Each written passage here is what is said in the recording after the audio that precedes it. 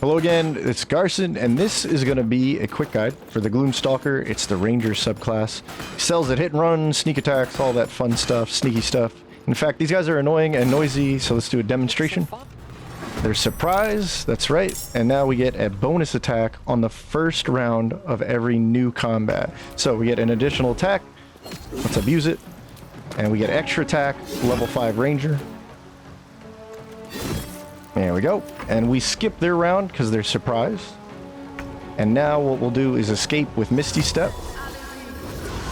And we can go hide in obscured areas. We actually become invisible as long as we're not in light areas. And so what they'll do is investigate. See if they can find me. Aha. Alright. And if they don't find me, well, I think you can tell what happens now. We restart combat, and it's a brand new combat, so we get a whole new extra attack. And we just keep trying. And we'll eventually finish them off. We've got a lot of cool tricks to abuse the first round of combat. So without further ado, let's show it off. Let's dive right into a quick guide for the Gloomstalker. So big thank you to you guys for requesting this. This is a quick guide, so let's just dive right in. I did split the video, or at least put timestamps in the comment section. And then a quick guide is a simple build, not multi-classing. We're just going to show you what the subclass can do, a little bit of a recommendation. I have more detailed videos in the comments. Let's have fun with it and dive right in. It is a melee ranged martial attack. It's a little noisy here, so let's go to our favorite spot, the Basilisk Gate. But yeah, it's a martial or weapon fighter, ranged or melee. We're going to go a little more melee in this video, but we can do both, and we excel at hit and run tactics. And mechanically, what it's actually doing for the Ranger class is it's giving us at least dark vision right off the bat. We get superior 80 feet of dark vision. This is great for Gith and humans. We get bonus to initiative, +3 in fact. So that's great for dexterity characters especially. There's a single extra attack and movement on only the first round. And then you get hide as a bonus action just permanently, just like a rogue cunning action. We have invisibility once per short rest, but you have to be in obscured areas, so the sun is not going to do it for us. We have disguise, misty step, and fear as spells we learn along the way. And we even get proficiency and wisdom and intelligence saving throws. That's actually pretty good, but it comes later in the subclass. And way late in the subclass, we can reroll a missed attack once per turn. So that's mechanically what we get out of it. Let's dive into the most important stats. I can make a strength ranger or even a strength character for Gloomstalker, but I highly recommend dexterity. Look at all the things it does for us. With finesse weapons, we can go melee with dexterity. We can obviously use ranged weapons, so we get attack and accuracy bonus from dex with those weapons. We have pickpocketing, our enhanced sleight of hand proficiency, and stealth. We have initiative, armor class, spell dodge, just a lot from dexterity, right? Constitution is our HP stat, so we need a good chunk of this as well. And if you're going to use concentration on ensnaring strike or hunter's mark, you may want more of this. Wisdom is pretty important, if only because you're going to use ensnaring strike. I'm probably not going to recommend this, but if you want to use this at all, it's important for the spell save DC. And the saving throw is really the good defensive value against, say, control person or confusion, dangerous control spells that might get you killed. So if you're going to start off a Gloomstalker, especially this way, I would still take at least 10 strength so you could jump around. We obviously know what 16 dexterity is going to do for us, very important, so let's start high. And then you could probably swap these two around, but I went with 14 con and 16 wisdom, and really we're just going to enhance dexterity from here on out. But I definitely want to recommend stealth and sleight of hand. You'll see how much stealth plays into it, but sleight of hand is great outside of combat. So in or out of combat, thanks to these two, we could do a lot. So what about feats? Well, I don't normally recommend this, especially on Rangers, but let me just show you this clip real quick. So if you're ever curious, here's two really good picks for the Ranger stuff in the early game. Basically, Find Familiar Raven is awesome. I'll talk a little bit more about it. But also, if you can't get proficiency through your race or some other means, you can get it here with Urban Tracker. So just keep that in mind when creating the character. We are going to go 2-weapon fighter for this video, but you can go archery. And then dexterity, we really want to get up to 20 using our feats. And we want the Savage Attacker feat, because Savage Attacker in the melee weapons is going to make all these dice rolls a lot better odds at getting high rolls. What equipment are we going to do? You don't have to use this. I'm trying to enhance what we're doing with the subclass. So we're going to fish for crits using things like Covert Cowl. the dead shot, and the undermountain. So the head, we're going to use the covert cowl. The cloak, this thing's awesome. It actually gives us the ability to create a cloud so we can obscure vision. If we disengage, we create a cloud obscuring all this red vision. So that's really great for what we're trying to do. The Wand T really just can't be beat. It's an initiative of 1. It gives us high armor class, and it gives us our full dexterity bonus armor class. The gloves of Dark Justiciar, or the Helldusk Flawed Gloves, these give us bonus damage on all of our strikes. So this one gives necrotic on offhand, main hand, range weapon attacks. We got the Boots of Speed, so we can really start feeling like a rogue. We can use dash as a bonus action. It's actually a little bit better than dash, but we now have this, and with the subclass hide, we're basically a rogue. Cunning actions right there. We have the Amulet Broodmother for a little more damage with poison damage on our weapons when we heal.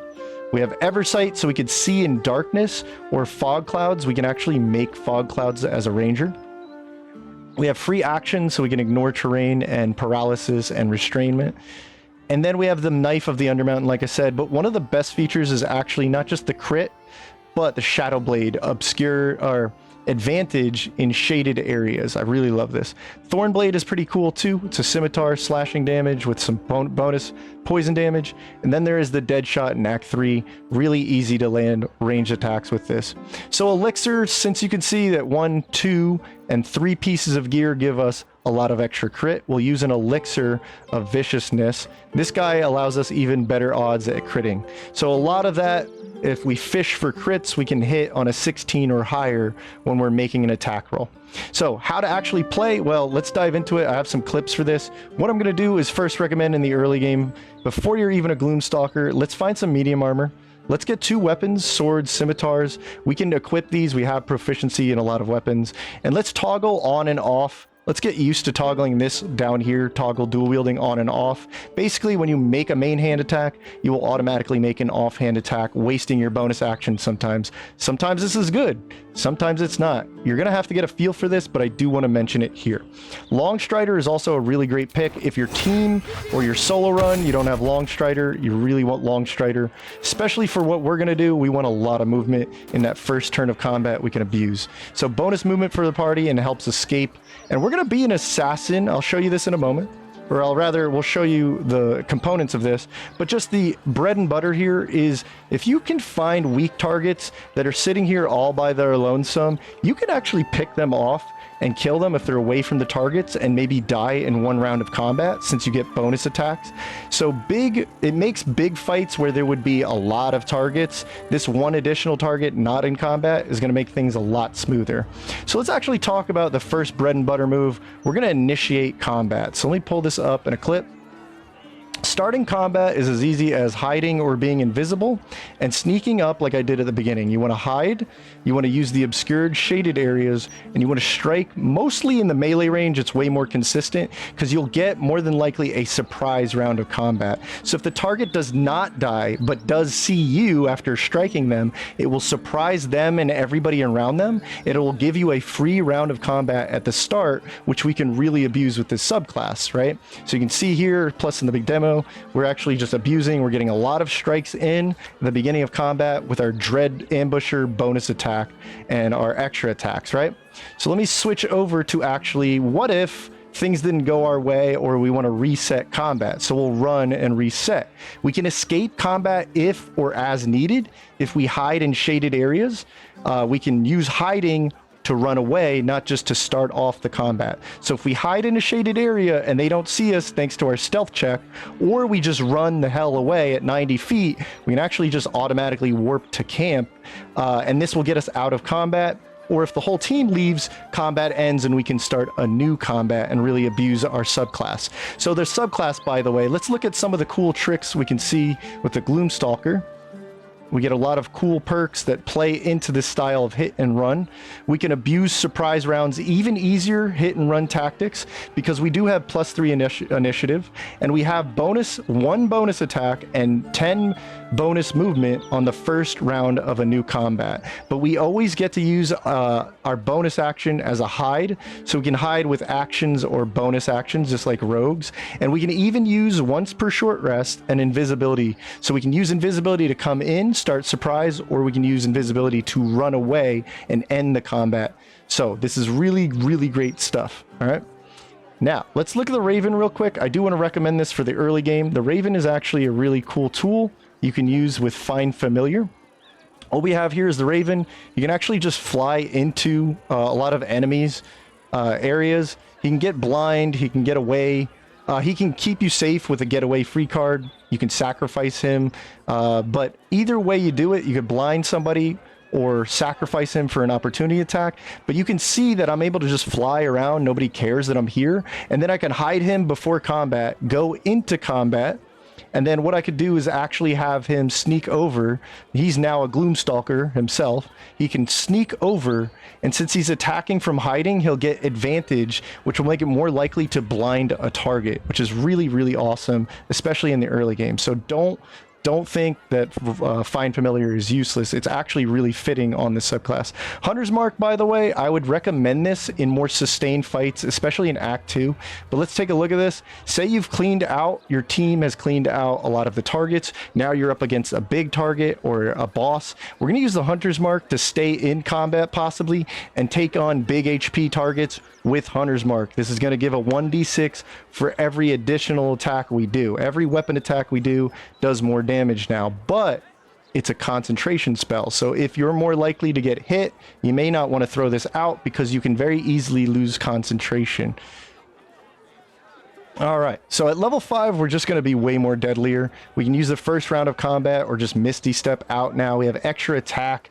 And outside of combat, all the way through the whole game, you're going to use Disguise Self. Especially in the early game, you can disguise yourself as a drow.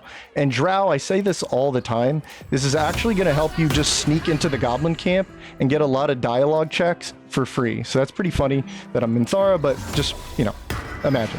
But you can also use your abilities to, outside of combat, scout the next fight, see what you're up against without starting anything. You could pickpocket and get really strong equipment, or just generally open doors and chests and traps. And in Act 2, we're going to do a lot more of the same, but I do want to go over a little bit more with the obscured areas. Let's just double check this. So where's obscured areas? Here we go. So in shaded areas, just try to remember shaded areas like this. You can't hide when you're out in the open. You'll automatically be seen if you're in the vision. So you're going to need to go ahead and use the shaded areas. In Act 2, there's way more terrain that's obscured or shadowed. So you can abuse that for stealth, first strikes, or running away. It's a lot easier in Act 2. Something awesome about the subclass. But there's more equipment for abusing stealth or fog. There's the Eversight ring, the cloak of broom, the broom cloak, and even darkness spells and arrows can help you abuse this stuff. So you're just way more deadly at hit and run now with the extra attacks, with Misty Step, with all the tools available to you. And you can continue to pick off weak targets and get away and restart fights, or just generally be an assassin or an initiator for your team. So there's also more Hunter's Mark. Like I said, you're going to use this in longer, more sustained fights. But you can make these fights a lot easier by picking off stuff, right? And there is something to be said about ignoring terrain. Rangers do get the benefit of actually using and abusing terrain. They have terrain spells, and they have the abilities that ignore terrain. Let me pull this up for you. So as you can see here, I could use Plant Growth. This is a level 3 spell that Rangers do get. It quarters movement, so this makes it really hard for enemies to track you down. I'll skip ahead here, but I get attacked. I need to get a quick getaway. Even if this guy dashes, he can't catch up to me, and I'm not slowed down at all by terrain now, thanks to my class. So this guy's gonna have to dash just to get halfway to getting to me. So there is something to be said about using the terrain to your advantage. It's what Rangers really do best. So Act 3 is going to be more of the same hit and run, runaway combat, initiate for your team. There's less shaded areas to work with, like here in the Basilisk Gate, so just keep that in mind. And you can definitely, it's way more viable to fish for crit with that powerful gear that lets you do that, like the Dead Shot and the Covert Cloak. There's a lot more stuff available. So just use equipment and elixirs and you can get a lot more done. You can enhance yourself even further, right? Let's just talk about multiclassing briefly. At level 3 or 4, you already have a very front-loaded subclass with a great class that is Ranger. You have a little bit of casting magic, and you have the bonus initiative, the bonus attack, the first round of combat, the hide bonus action, disguise self, invisibility, dark vision. You are loaded with this subclass. So you could do a lot of cool, crazy multi-classes with just this alone. And then what? 7, 8, 9 more levels, so to speak. But at level 5, we may not want to skip out because we get extra attack, we get the Misty Step spell, and we get level 2 spell slots too. Level 8 is also a great pick because we still have 4 more levels to multiclass with, and we can get a second feat. We can ignore terrain now thanks to Ranger, and we're on the cusp of level 3 slots when it comes to multiclassing with a magical caster character. But at level 9, we actually do get level 3 spell slots, and there is the Fear spell, which I don't really highlight too much in this video, but it could be something you're looking for. If you don't multiclass, just by the way, Rangers do get additional bonus level 3 spell slots all the way up to 4. So that's actually something worth noting. Now, tech info, is there really anything I could share with you? Well, there's a lot to talk about. I'll make this real brief. In obscured areas, just remember, it helps us stealth. You may want to turn out candles and lights and whatnot. You're going to be instantly seen if the area is not obscured. So this lightly terrain area, if I hide, I'm going to be seen instantly. Just keep that in mind. Surprise rounds, I have a whole video about this, but melee range really is the best. It's more consistent to use melee attacks when coming out of stealth or invisibility because you'll be easily seen and you want to be seen and you don't want to kill the target if you want the surprise round. So offhand is actually the best way to do this because the offhand is going to leave powerful actions like running away, disengaging, using the darkness spell, or whatever.